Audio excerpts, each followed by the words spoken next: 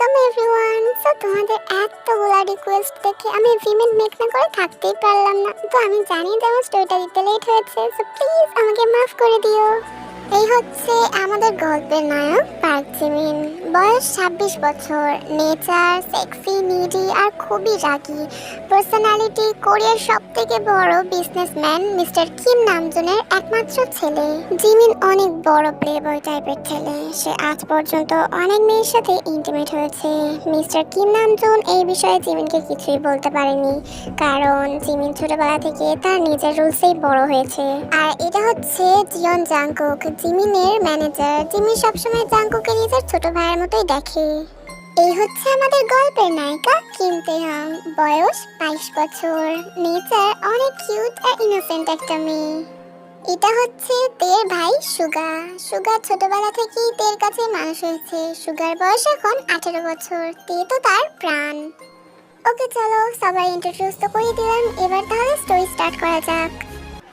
Doctor, doctor please আমার ভাইকে বাঁচান ডক্টর। ও ছাড়া আমার এই দুনিয়ায় কেউ নেই ডক্টর, প্লিজ আমার ভাইকে বাঁচান। দেখুন, নিজেকে শক্ত করুন। আপনি যতক্ষণ না টাকা জমা দিচ্ছেন ততক্ষণ আমি চাইলেও আপনার ভাইয়ের অপারেশন করতে পারবো না। ডক্টর, ডক্টর প্লিজ কিছু তো একটা করুন। এই দুনিয়ায় আমার ভাই ছাড়া আমার আর কেউ নেই। ওর কিছু হয়ে গেলে আমি কিভাবে থাকবো ডক্টর? দেখুন, আমি বুঝতে পারছি আপনার অবস্থাটা, কিন্তু এই হসপিটালের নিয়ম অনুযায়ী আপনি যতক্ষণ না টাকা জমা দিচ্ছেন ততক্ষণ অপারেশন করা হবে না। আচ্ছা, আমি টাকা জমা দেব, প্লিজ আমার ভাইকে বাঁচান। অপারেশনের জন্য কত টাকা লাগবে? 25 লাখ টাকা লাগবে আপনার ভাইয়ের অপারেশনের জন্য। 25 লাখ টাকা লাগবে ভাই অপারেশনের জন্য? ডক্টর চলে যায়, তে ওখানেই বসে কান্না করতে থাকে। সে তো কিছু বুঝতে পারছে না সে এত টাকা কোথা থেকে জোগাড় করবে। এখন আমি কি করব? কোথা থেকে পাবো এতগুলো টাকা? সুগা ভাই আমার, আমি তোকে কিভাবে বাঁচাবো? টাকা জমা না দিলে এরা তোর অপারেশন শুরু করবে না। আমি কি করব এখন? অন্যদিকে আমাদের জিমিনকে দেখানো হয় যে কিনা এই একই হসপিটালে এসেছে তার আঙ্কেল জেহপের সাথে দেখা করার জন্য, কারণ জেহপ আঙ্কেলের শরীরটা অনেকটা খারাপ। আঙ্কেল, আপনি এখন কেমন আছেন? জিমিন বাবা এখন আগের তুলনায় একটু ভালো আছি। আঙ্কেল, আপনি তো জানেনই যে আমাদের কোম্পানি কোরিয়ার বেস্ট কোম্পানি, তাই আপনাকে আমাদের খুবই প্রয়োজন। তাড়াতাড়ি ভালো হয়ে উঠুন। জিমিন জেহপের সাথে কথা বলছিল কি এমন সময় জিমিনের কানে আসে যে বাইরে কোনো মেয়ে কান্না করছে। এটা শুনে জিমিন বাইরে গিয়ে মেয়েটাকে দেখে ওখানেই থ হয়ে দাঁড়িয়ে পড়ে। মেয়েটা অপূর্ব দেখতে, পুরোপুরি হুড়ের মতো, কিন্তু বেচারি কান্না করতে করতে চোখ নাক মুখ ফুলিয়ে ফেলেছে। এমনিতেই আমাদের জিমিন প্লে বয়, তার উপর তার নজর আমাদের নিষ্পাপ তের উপর পড়েছে। আমাদের জিমিন তের দিকে অনেক নেশার চোখ নিয়ে তাকিয়ে থাকে। তারপর থেকে বলে, এই যে মেয়ে, শোনো, তুমি এভাবে কান্না করছো কেন? আমি কি তোমার কোনো সাহায্য করতে পারি? আপনি আপনি কে? আর আপনি আমাকে কিভাবে সাহায্য করবেন? আমার ভাইয়ের অপারেশন করছেন না ওনারা, শুধুমাত্র আমি টাকা জমা দিতে পারিনি বলে। আমার ভাই ছাড়া আমার দুনিয়াতে আর কেউ নেই। 25 লাখ টাকা লাগবে, আমি কি করব? যদি তুমি চাও আমি তোমার ভাইয়ের অপারেশনের জন্য যত টাকা লাগে সব দিতে রাজি, এমনকি হসপিটালের সব টাকা আমি দিতে রাজি, শুধুমাত্র একটা শর্তে। কি? আপনি আপনি দেবেন আমার ভাইয়ের অপারেশনের টাকা? আপনাকে অসংখ্য অসংখ্য ধন্যবাদ। বলুন কি শর্ত? বেশি কিছু না, তোমাকে জাস্ট আমার বেড পার্টনার হতে হবে, তাহলেই তুমি যত টাকা চাও আমি তোমায় দেব। এটা শুনে তে অনেক রেগে গিয়ে জিমিনকে জোরে একটা চড় বসিয়ে দেয়। ছি, আপনি আপনি এতটা জঘন্য, এতটা নীচ আপনি! একটা মেয়ের অসহায়তায় আপনি সুযোগ নিতে চান। আপনি সত্যি অনেক খারাপ। আমি তো ভেবেছিলাম হয়তো আপনি আমার সাহায্য করবেন। চলে যান এখান থেকে, আপনার টাকার আমার দরকার নেই। এমনিতেই আমাদের জিমিন অনেক রাগী, তার উপর তাকে এই প্রথমবার কেউ থাপ্পড় মেরেছে। আমাদের জিমিন 16 বছর বয়স থেকেই সে তার নিজের রুলসেই বড় হচ্ছে, সে কার রুলস মেনে চলে না, সে নিজের মতোই মানুষ হয়েছে। তার বাবা কিম নাম জুন তাকে অনেক আদরের সাথে মানুষ করেছে, কিন্তু সে ধীরে ধীরে অনেক বিগড়ে গেছে। এই বিষয়টা কিম নাম জুন নোটিস করলেও সে কিছুই বলতে পারে না, কারণ জিমিন তার একমাত্র ছেলে। দেখো, চলে তো আমি যাবই, কিন্তু আমি তোমায় অফার দিলাম যে যদি তুমি আমার বেড পার্টনার হও, তুমি যত টাকা চাইবে আমি তোমায় দেব। আমি বাইরে আছি, আর এইবার সিদ্ধান্তটা তোমার হাতে। এরপর জিমিন বাইরে চলে যায় আর নিজের লাক্সারি গাড়ি নিয়ে তের জন্য ওখানে ওয়েট করতে থাকে। এখন আমি কি করব, কি করে বাঁচাবো ভাইকে? তাহলে কি আমাকে, এটা ভাবতেই তে আবার অধরে কান্না শুরু করে দেয়। জিমিন বাইরে ওয়েট করছিল, এমন সময় সে দেখে যে তে তার দিকেই আসছে। এটা দেখে জিমিন অনেক খুশি হয় আর মনে মনে বলতে থাকে, আমি জানতাম তুমি আসবে, তোমাকে আসতেই হবে। তুমি আমার গায়ে হাত তুলেছো, এই পাক জিমিনের গায়ে, যার চোখের দিকে তাকিয়ে আজ পর্যন্ত কারোর কথা বলার সাহস হয়নি, তুমি তার গায়ে হাত তুলেছো। তো তোমাকে তো মাসুল দিতেই হবে। এখন তুমি বুঝবে আমার গায়ে হাত তোলার শাস্তিটা ঠিক কতটা ভয়ঙ্কর হতে পারে। Just wait and watch my baby girl. এই যে শুনুন, আমি আমি আপনার শর্তে রাজি। আজ থেকে আপনি যা বলবেন আমি তাই করব, কিন্তু কিন্তু প্লিজ আমার ভাইকে বাঁচান। গুড গার্ল, তুমি অনেক ভাগ্যবতী যে তুমি এই পার্ক জিমিনের বেড পার্টনার হবে। যাই হোক, তোমার ভাইয়ের নামটা বলো, আমি তোমার ভাইকে কোরিয়ার সব থেকে বড় ডক্টরের কাছে নিয়ে যাব, যাতে তোমার ভাই তাড়াতাড়ি ভালো হয়ে যায়। সুগা, সুগা আমার ভাইয়ের নাম, প্লিজ জলদি কিছু একটা করুন। জাংকুক, যাও আর গিয়ে দেখো ওর ভাই কোনটা। আর আমি যতদিন না বলছি, ওর ভাইয়ের খুব ভালো করে কেয়ার করবে। আমি বাসায় যাচ্ছি। জিমিন তেকে গাড়িতে বসায় আর গাড়ি ড্রাইভ করে যেতে থাকে তার মেনশনের দিকে। তে গাড়িতে বসে কয়েক ঘন্টা আগে ঘটে যাওয়া ঘটনার কথা ভাবছিল, যখন সে রেগে গিয়ে তার ভাইকে অনেক বকা দিচ্ছিল। সুগা, সুগা এগুলো কি? এগুলো কি আমাকে পরিষ্কার করে বল। তুই তুই ড্রিঙ্কস করছিস সুগা? তুই বারে গিয়ে ড্রিঙ্কস করছিস? তুই স্মোক করছিস? এই দিনটার জন্য আমি তোকে এত কষ্ট করে পড়াচ্ছি, কেন করছিস সুগা তুই এগুলো? বল আমাকে। সরি আপু, আমাকে মাফ করে দে। হ্যাঁ, আমি ড্রিঙ্কস করেছি। আমি আমি অনেক ডিপ্রেসড হয়ে আছি রে আপু, আমার কিচ্ছু ভালো লাগছে না। আমি আমি এই প্রথম তোর মনে কষ্ট দিয়েছি। আমি তোর চোখে জল এনেছি আপু। আমি অনেক খারাপ আপু, আমার বেঁচে দেখার কোনো অধিকার নেই। সুগা, ভাই আমার কোথায় যাচ্ছিস? থাম, সামনে মেন রোড। সুগা থাম। আসলে সুগা ওই কথাগুলো বলার পরই রুম থেকে বেরিয়ে মেন রোডের দিকে ছুটে যাচ্ছিল। তে আর সুগা যে ফ্ল্যাটে ভাড়া থাকতো সেখান থেকে মেন রোড খুবই কাছে। তে সুগাকে ডাকতে থাকে, কিন্তু সুগার রাং খাওয়ার কারণে তার কানে তের কোনো কথাই যাচ্ছিল না। সুগা তে ছুটতে ছুটতে মেন রোডে চলে এসেছিল। তে সুগাকে আর কিছু বলতে পারবে তার আগে একটা বড় গাড়ি এসে তের চোখের সামনেই সুগাকে অ্যাক্সিডেন্ট করে দেয়। সুগা ছিটকে গিয়ে পড়ে রাস্তার এক কোণে। তে কিছুক্ষণের জন্য স্তব্ধ হয়ে যায়, তার হাত পা অসাড় হয়ে আসে, সে যেন কথা বলার শক্তিটুকু হারিয়ে ফেলেছে। সুগা, সুগা, সুগা। তে ছুটে সুগার কাছে যায়। সুগা, ভাই আমার দিকে তাকা।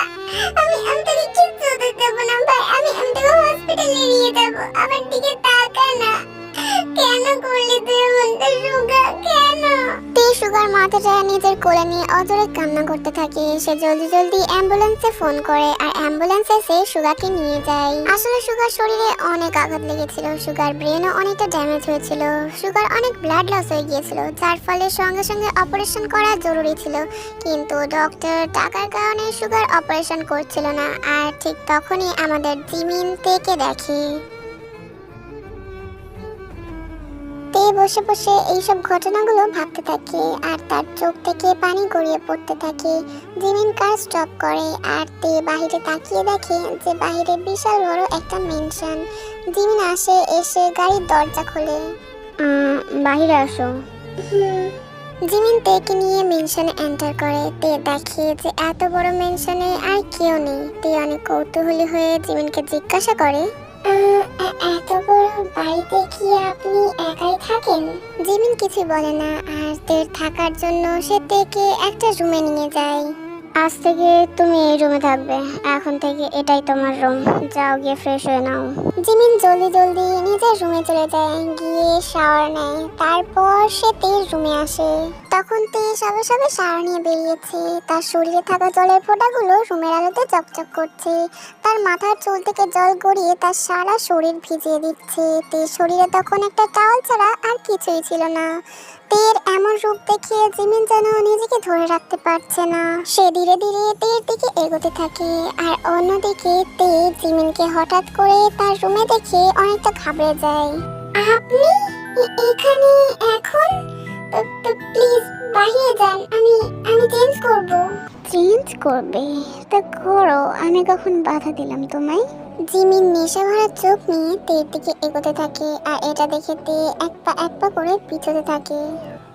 আমি দেখুন প্লিজ, আমার থেকে দূরে থাকুন। আপনি আমার। জিমিন নিজের হাত লিপসে রাখে আর তাকে কিছুই বলার সুযোগ দেয় না। চেঞ্জই তো করবে, তাই না বেবি গার্ল? তো আমার সামনেই করো। ভুলে যেও না আমি তোমায় কিনে এনেছি, আর এইখানটাতে কি কারণে এনেছি। তো তোমার উপর আমার পুরো অধিকার আছে, তাই আমি যেমনটা বলি আমার কথা মতোই কাজ করো। আমার সামনেই চেঞ্জ করো। আর তুমি যদি না চেঞ্জ করতে চাও, আমি তো আছি, আমি করিয়ে দেবো। তে কিছুই করার থাকে না, সে চাইলেও কিছুই করতে পারবে না। আর সত্যিই তো জিমিন তো তাকে কিনে নিয়েছে। তে চুপচাপ জিমিনের কথা মতো তার সামনেও চেঞ্জ করতে থাকে। তে তার শরীরে থাকা অবশিষ্ট টাওয়ালটাকেও খুলে ফেলে। জিমিন তের দিকে এক নজরে তাকিয়ে থাকে। তাকে উপর থেকে নিচ পর্যন্ত ভালো করে পর্যবেক্ষণ করতে থাকে। তের ব্রেস্টের লাল লাল চেরি যেন জিমিনকে পাগল করে তুলছে। তে আবারও জামা পরে নেয়। আমি যতটা ভেবেছিলাম তুমি তো দেখি তার থেকে অনেক বেশি হট। আহা বেবি, জামা পড়ছো কেন? সেই তো এক্ষুনি খুলতে হবে। জিমিন থেকে ধাক্কা মেরে বেডে ফেলে দেয়। তে ওঠার চেষ্টা করলে জিমিন তের উপরে উঠে তার দু হাত দুদিকে চেপে ধরে। Baby girl, now let me test your body. এটা বলার সাথে সাথে জিমিন তের বডিতে থাকা জামাটা এক টানে ছিঁড়ে ফেলে। জিমিন তের বডিতে কামড় বসাতে শুরু করে। হাজারো কামড়ে ভরে দিতে থাকে তের পুরো শরীর। তে যন্ত্রণায় ছটফট করতে থাকে। তে ব্যথায় চিৎকার করতে থাকে, কিন্তু তার চিৎকার শোনার মতো এখানে কেউই নেই। Shut up! তোমার চিৎকার শোনার মতো এখানে কেউ নেই, তাই বেকার বেকার চিৎকার করে নিজেকে দুর্বল করে ফেলো না। আর এমনিতেও তোমাকে তো এখনো অনেক কষ্ট সহ্য করতে হবে। তুমি আমায় থাপ্পড় মেরেছিলে এই পাগ জিমিনকে। এই শাস্তিটা যে ঠিক কতটা ভয়ঙ্কর সেটা এখন দেখবে তুমি। এইবার জিমিন তের ব্রেস্টে বাইট বসাতে থাকে। তীব্র যন্ত্রণাদায়ক এই কামড় যেন তে একদমই সহ্য করতে পারছে না। জিমিনের এক একটা কামড় যেন তের প্রাণ বের করে নিচ্ছে। জিমিন তার ক্লথস খুলতে থাকে। দেখুন প্লিজ, আজ না প্লিজ, আমি। আমার কাজে বাধা দিলে পানিশমেন্ট ডাবল করে দিব, তাই লক্ষ্মী মেয়ের মতো চুপ করে শুয়ে থাকো। জিমিন নিজের লিটল মেম্বারকে তের লোয়ার পার্টের মধ্যে সেট করে নেয়। তারপর তেকে নিজের দিকে তাকাতে বলে, look at me my fucking baby. তে অনেক কান্না করছিল। জিমিন জোর করে তের মুখটা নিজের দিকে ঘোরায়। তে পানি ভরা চোখ নিয়ে জিমিনের দিকে তাকায়। তে তাকানোর সাথে সাথে জিমিন তার লিটল মেম্বারকে এক ধাক্কায় তের বডির মধ্যে ইনসার্ট করে দেয়। তে ব্যথায় চিৎকার করে ওঠে। সো টাইট, হ্যাঁ? প্লিজ প্লিজ আমি পারছি না, আমার অনেক ব্যথা করছে। প্লিজ আমাকে ছেড়ে দিন প্লিজ। ব্যথা তো তোমায় পেতেই হবে বেবি। তোমার এই চিৎকারই তো আমি শুনতে চাই। So much pleasure. তোমার মতো এতটা শান্তি আজ পর্যন্ত আমায় কেউ দিতে পারেনি। জিমিন সারা রাত তের উপর এইভাবে অত্যাচার করতে থাকে। এই অত্যাচারের কারণে তের অনেক ব্লাড লস হচ্ছিল, যেটা জিমিন দেখেও তার দিকে নজর দেয় না। সারা রাত জিমিন আমাদের ফুলের মতো নিষ্পাপ তের উপর অত্যাচার করতে থাকে। ভোর 4টায় জিমিন তেকে ছেড়ে দেয়। আমার বডি খুবই ব্যথা করছে। মিম সাহেব, আপনি উঠে পড়ছেন? সাহেব তো সেই সকালেই অফিস চলে গেছে, আসবো সেই রাত 10টায়। আমাকে বলে গেছে আপনার জন্য খুব ভালো করে যত্ন নিই।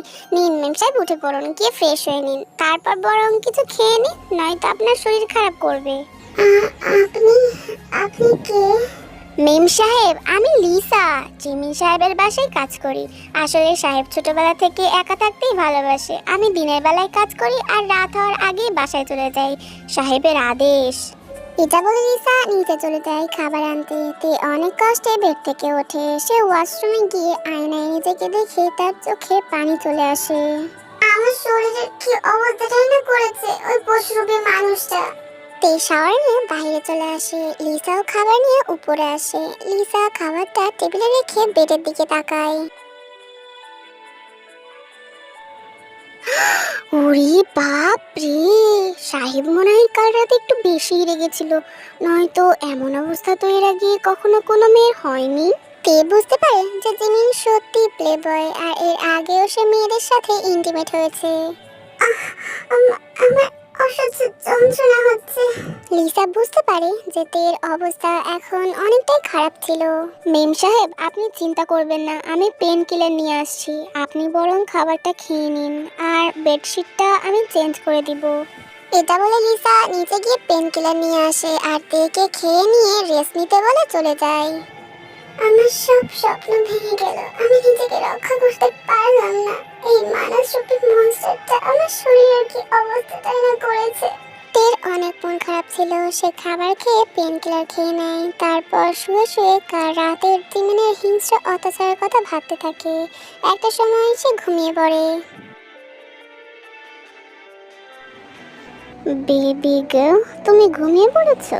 জিমিনের ডাকে তে ঘুম ভেঙে যায়। সে উঠে দেখে যে জিমিন তার সামনে নেশা ভরা চোখ নিয়ে ঝুঁকে বসে আছে। জিমিন তার শার্টের বাটন আনলক করতে করতে তের দিকে আসতে থাকে। আপনি না মানে থাক বেবি, তোমাকে আর কিছু বলতে হবে না, আমার পানিশমেন্টের জন্য রেডি হও। জিমিন শার্ট খুলে ফ্লোরে ফেলে দেয় আর প্যান্টের জিপ খুলতে থাকে।